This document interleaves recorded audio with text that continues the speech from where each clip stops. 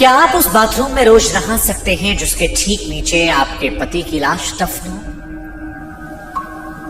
Ruby Sharma नहाती थी पूरे 45 दिनों तक।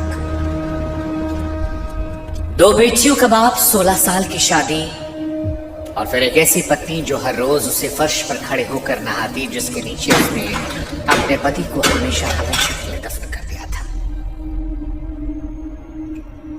इस खबर ने हिंदुस्तान को अंदर तक डरा दिया है। चेहरे याद आ रहे हैं, कभी मुस्कान का, कभी सोनम का, कभी सिया, और यह सवाल उठ रहा है कि क्या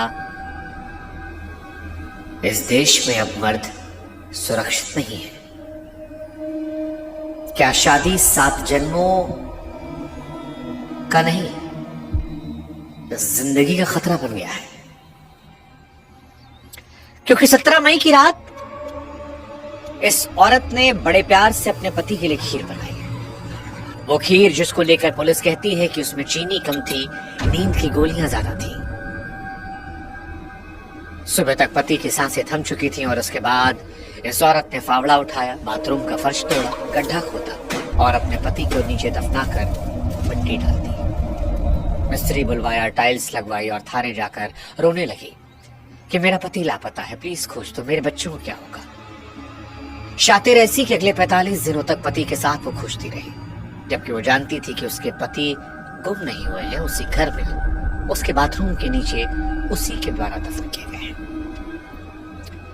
हिंदुस्तान डर रहा है क्योंकि मुस्कान का नीला ड्रम वो भूल नहीं पा रहा। लोगों को डरा रही है कि रिश्तों को हुआ क्या है।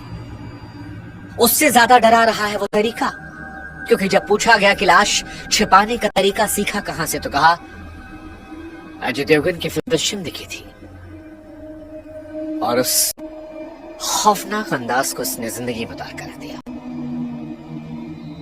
सवाल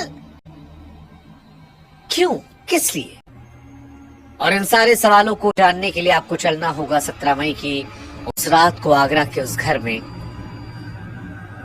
जब ये शातिर औरत खीर बना रही थी अपने पति को आखिरी बार खिलाने के लिए।